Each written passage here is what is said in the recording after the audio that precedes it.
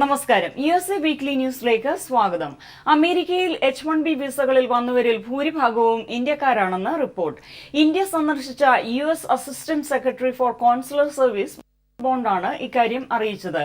ലോകമെമ്പാടുമായി വിതരണം ചെയ്ത H-1B വിസകളിൽ 70% ഇന്ത്യക്കാർക്കാണ് ലഭിച്ചത്.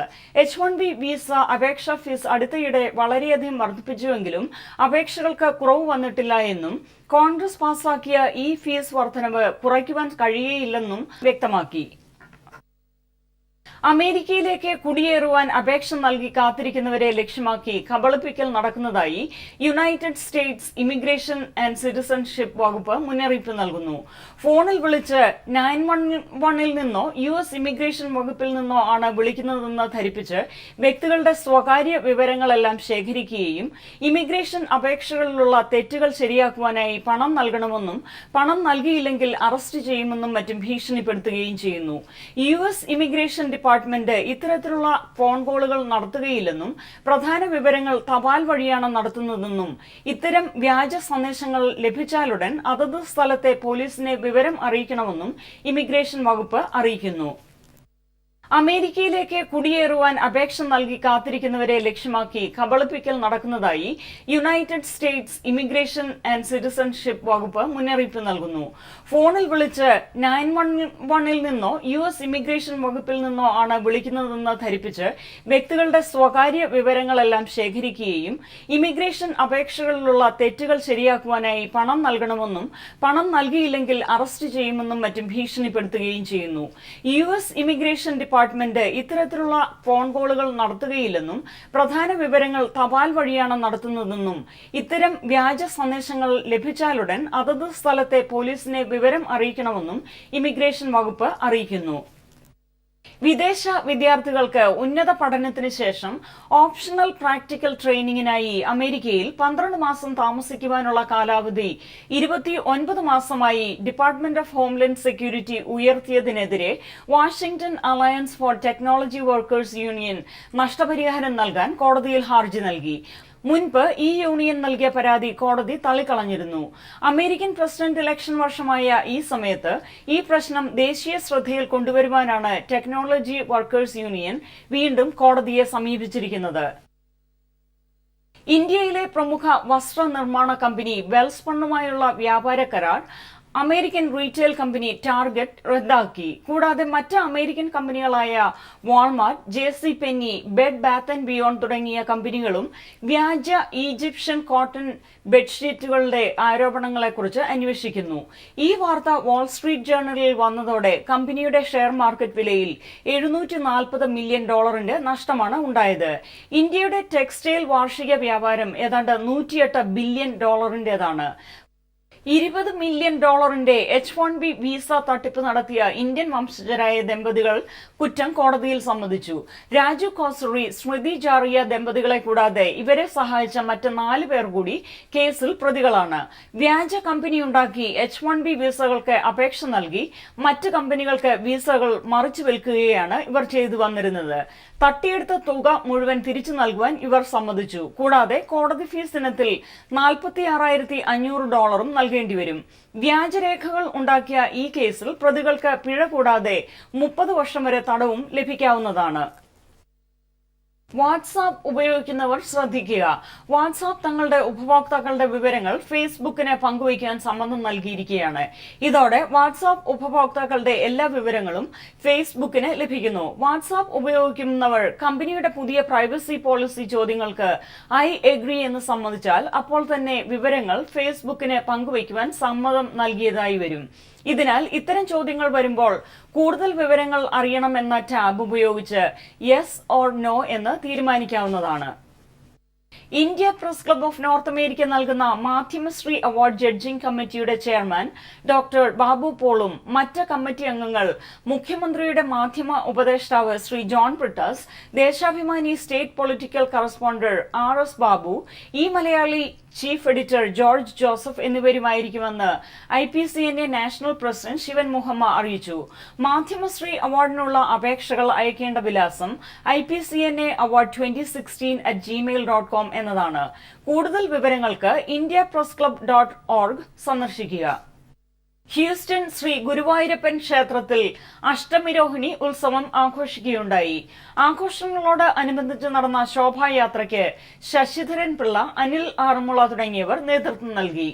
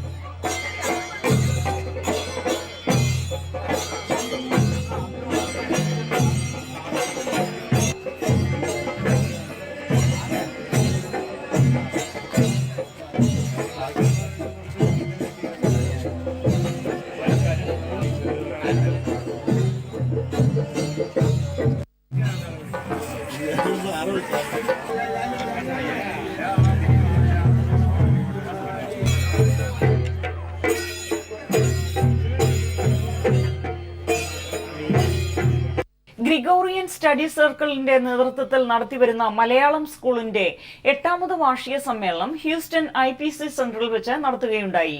പ്രസിഡന്റ് ശ്രീമതി ആനി ജോർജിന്റെ അധ്യക്ഷതയിൽ നടന്ന സമ്മേളനത്തിൽ ഓസ്റ്റിൻ യൂണിവേഴ്സിറ്റി മലയാളം വിഭാഗം പ്രൊഫസർ ഡോക്ടർ ദർശന മനയത്ത് ശശി മുഖ്യ അതിഥിയായിരുന്നു. Sabu Thomas, Sam Thomas, Brandon Varghese, Shijin Thomas എന്നിവർ ആശംസകൾ അറിയിച്ചു.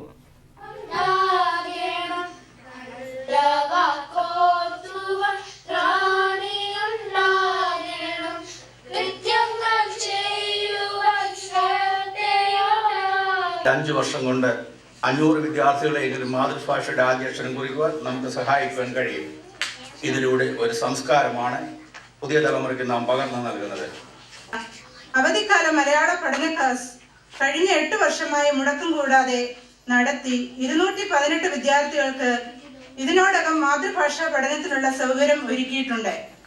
മലയാളികൾ ചെന്നെത്താത്ത സ്ഥലം ഈ ലോകത്തെങ്ങുമില്ല എന്ന് നമ്മൾ സാധാരണ പറയാറുണ്ടെങ്കിലും മലയാള ഭാഷയുടെ തനിമ എത്രമാത്രം അതിന് അനുവാദികമായി വളരുന്നു എന്നത് നാം ഈ തരുണത്തിൽ ചിന്തിക്കുന്നത് നന്നായിരിക്കും.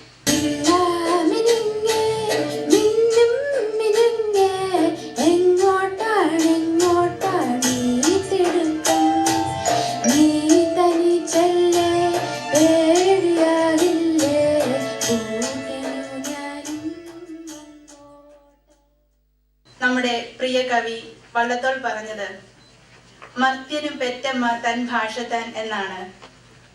നമ്മുടെ മാതൃഭാഷ പെറ്റമ്മ മലയാള ഭാഷ ആ ഭാഷയ്ക്ക് മുമ്പിൽ അഭിമാനപൂർവ്വം നമിച്ചു കൊള്ളട്ടെ. 16ാം നൂറ്റാണ്ടിൽ ഏകദേശം 500 വർഷങ്ങൾക്ക് മുൻപാണ് ഇന്ന് നമ്മൾ ഉപയോഗിക്കുന്ന തരത്തിൽ മലയാള ഭാഷയ്ക്ക്, നമ്മുടെ ഭാഷയ്ക്ക് സ്വന്തമായ ഒരു ലിപി ഉണ്ടായത്. ഗ്രിഗോറിയൻ സ്റ്റഡി സർക്കിളിന്റെ സന്നദ്ധ പ്രവർത്തകരെ ഏറെ വിലമതിക്കുന്നത് പിന്നെ അതോടെ 280 മണിക്കൂറുകൾ അവര് ഈ നല്ലൊരു കാര്യത്തിന് വേണ്ടി അവർ പ്രവർത്തിച്ചു വന്നു, നമ്മുടെ ഈ മലയാള ക്ലാസ്സിന് വേണ്ടിയിട്ട്. അപ്പോൾ ആയിരക്കണക്കിന് ഡോളർ ഉണ്ടാക്കാവുന്ന സമയം അവരൊരു നല്ല കാര്യത്തിന് വേണ്ടി ചെയ്തു എന്നുള്ളത് നിസ്സാര കാര്യമല്ല. പ്രവർത്തകരുടെ ആത്മാർത്ഥതയും ഉത്തരവാദിത്വവുമാണ് ഈ സംഘടനയുടെ മൂലധനം.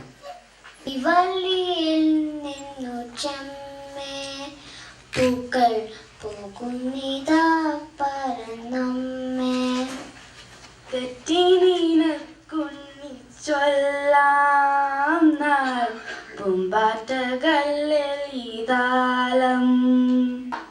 മ്യാവൂ മ്യാവൂ പാടി നടക്കും കുഞ്ഞു കുഞ്ഞി പൂച്ച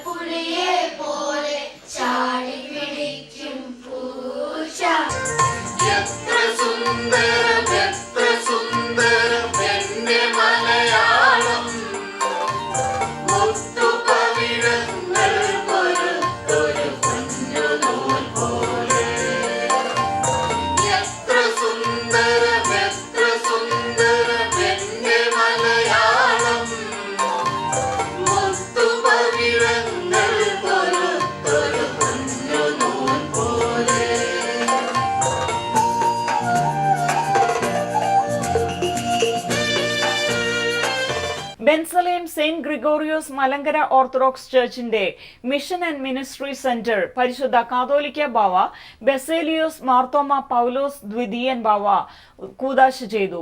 north east American Malankara orthodox diocese അധ്യക്ഷൻ സക്കറിയസ് മാർ നിക്കോളോസ് മെത്രാപ്പോലീത്ത, സഭാ secretary reverend father MK Kuriakose, മറ്റ് വൈദിക ശ്രേഷ്ഠരും ഈ കൂദാശ കർമ്മത്തിൽ പങ്കുചേർന്നു. ഇടവക വികാരി റവറൻഡ് ഫാദർ ഷിബു വേണാട് എല്ലാവരെയും ആഘോഷങ്ങളിലേക്ക് സ്വാഗതം ചെയ്തു. I want to express our sincere thanks and gratitude to His Holiness Basilius Marthoma Paulos II, Catholicos of the East and Malangara Metropolitan, and also His Grace Zachariah Mar Nicholas Dirumeni, our Metropolitan.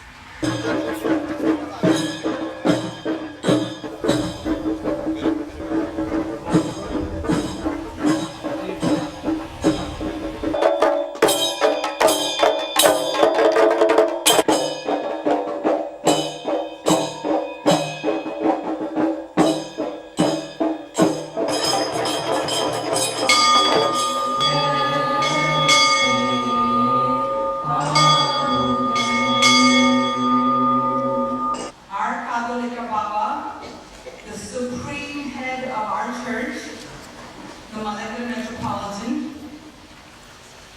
His Holiness Basilius Marthoma Paulos II, and our diocesan metropolitan, His Grace Zacharias Mar Nicholas, are here to dedicate our mission and ministry center in the presence of all. Let me take this opportunity to congratulate Thirumbava Thirumeni on behalf of all those who are gathered here on his 70th birthday that is often called the Saptadi celebration. Today as we opened our Mission and Ministry Center, and these are the dreams each and every parish has, a diocese has, and one of the things I shared as a vision for this retreat center is that it is not a building. ഈ ഭദ്രാസനത്തിൽ നിന്ന് അങ്ങനെ ഒരു നിയമപരമോ അല്ലെങ്കിൽ പ്രായോഗികമോ ആയ ഏതെങ്കിലും ഗുരുക്കൾ എനിക്ക് വരാറുമില്ല, ഞാൻ ഇവിടെ അതിൻ്റെ ആവശ്യമുണ്ടായിട്ടില്ല. On behalf of the Management Committee, the Board of Directors, and all the SGMOC parish family, we thank our beloved Baba Thirumeni for blessing us with your presence today. North east American ഭദ്രാസനത്തിനെ കുറിച്ച് തിരുമേനിക്ക് ഉള്ള ഒരു അഭിപ്രായം അറിയുവാൻ ഞങ്ങൾ ആഗ്രഹിക്കുന്നു. ഭരണപരമായി മികവ് പുലർത്തുകയും എല്ലാ ഇടവകകളെയും ഒരുമിച്ച് കൊണ്ടുപോകത്തക്കവണ്ണം. അടുത്തതായി ഷിക്കാഗോയിൽ നിന്ന് ഡോക്ടർ റോയി പി തോമസിന്റെ ഹെൽത്ത് ടിപ്സ്.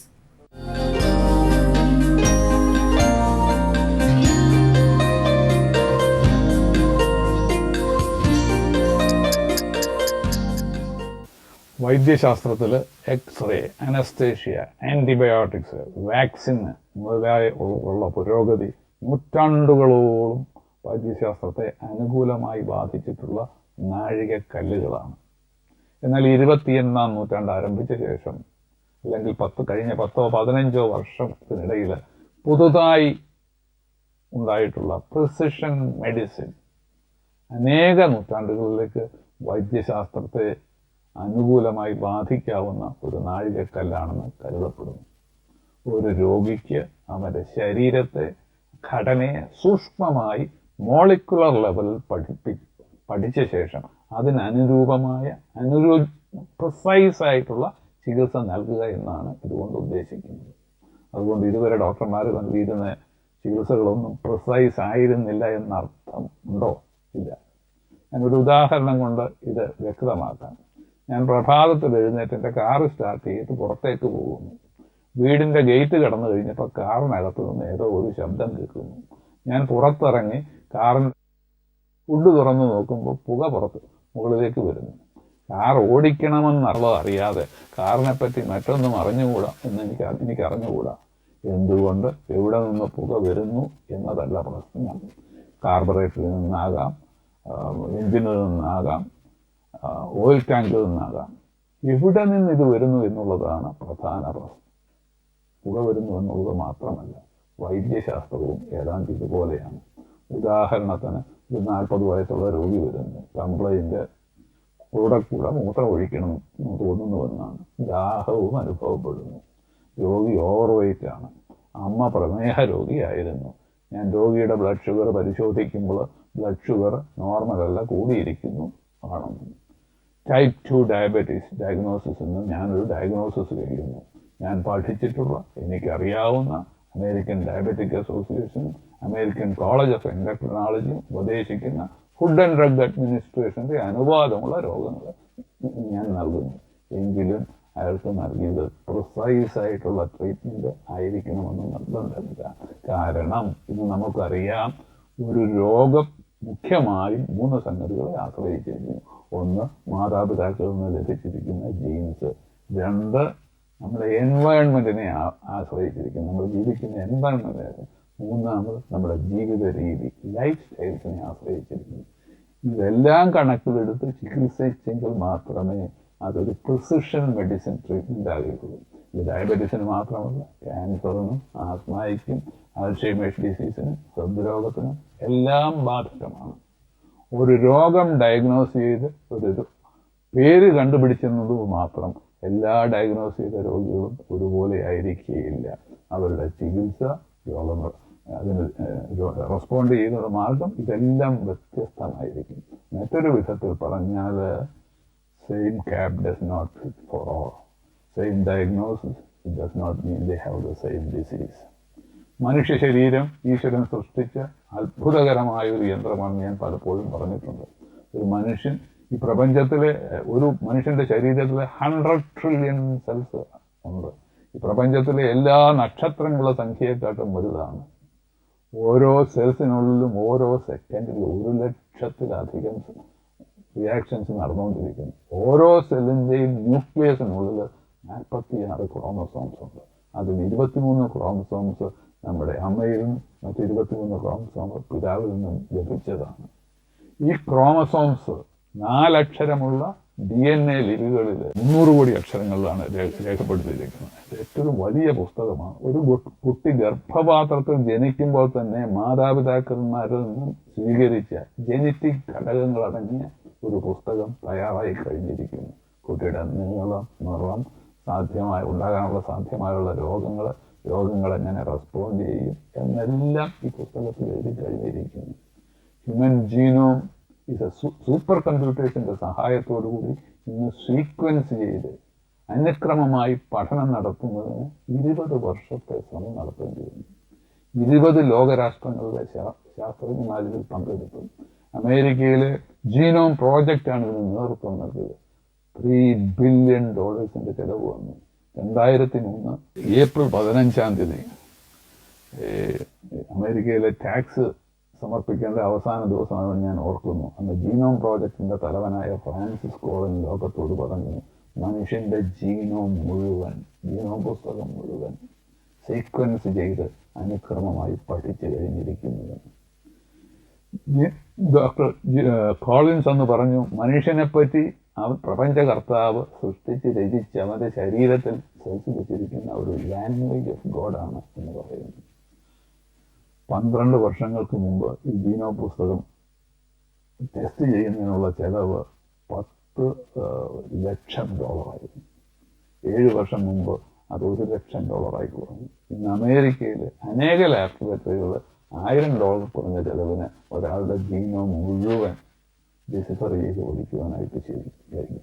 ഇതുമൂലം രോഗികളെപ്പറ്റിയും രോഗത്തെപ്പറ്റിയും കൂടുതൽ മോളിക്കുലർ ലെവലിൽ അറിയുവാനായിട്ട് ഇന്ന് സാധിക്കുന്നു. അന്ന് സുലഭമായി ചികിത്സകൾ നൽകാനും കഴിക്കും. ഒരേ രോഗത്തെ നാം ഏതു പേരിൽ വിളിക്കുമെങ്കിലും വ്യക്തിയിലും രോഗങ്ങളുടെ ഗതിയിലും ഫലപ്രദമായ ചികിത്സ നൽകുവാൻ മോളിക്കുലർ ലെവലിലുള്ള ജീനോം പഠനം സഹായിക്കുന്നു. Again, all diseases are not the same. പല മോളിക്കുലർ ലെവൽ ഡയഗ്നോസ് അനുസരിച്ച് പ്രയോജനകരമായ ചികിത്സകൾ പലപ്പോഴും വ്യത്യസ്തമായിരിക്കും. മോളിക്കുലർ ലെവലിൽ ക്യാൻസർ രോഗത്തെപ്പറ്റി പഠിച്ച് പ്രത്യേകം അതിന് മോളിക്കുലർ ലെവൽ അനുയോജ്യമായ ചികിത്സ ചെയ്യുന്ന പേഴ്സണലൈസ്ഡ് ഓങ്കോളജി എന്ന ക്യാൻസർ വിഭാഗം തന്നെ ഇന്ന് പ്രമുഖ ആശുപത്രികളിൽ എല്ലാം ഉണ്ട്. അതുപോലെ പഠനത്തിലൂടെ സാധ്യതയുള്ള ഒരാൾക്ക് വരാൻ സാധ്യതയുള്ള രോഗങ്ങളെപ്പറ്റി നേരത്തെ അറിയാനായിട്ട് നമുക്ക് സാധിക്കും.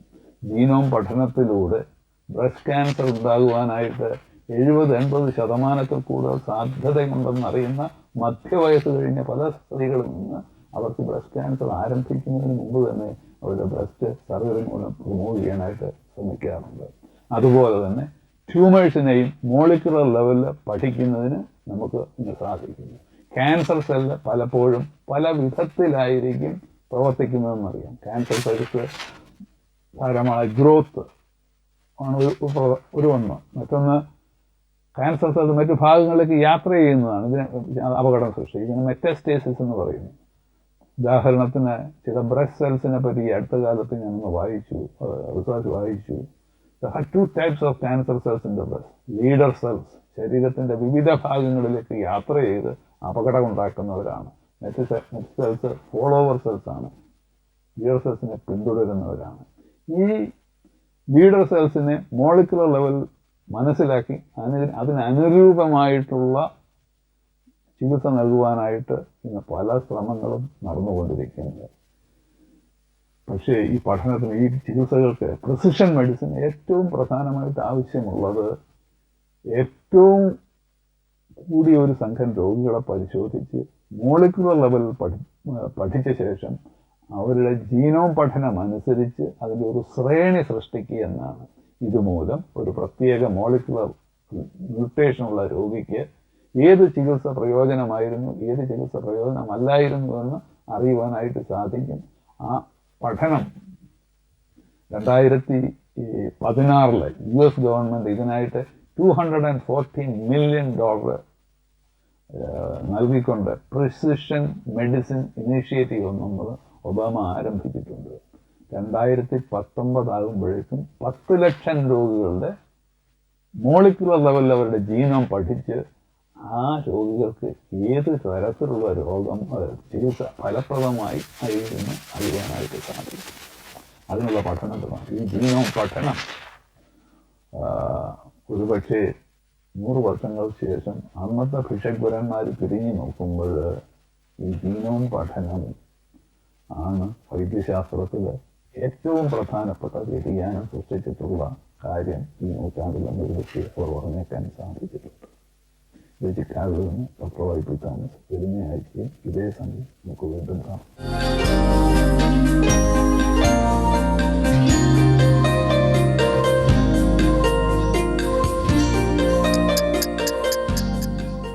USA വീക്ക്ലി ന്യൂസ് പൂർണ്ണമാവുന്നു. നന്ദി, നമസ്കാരം.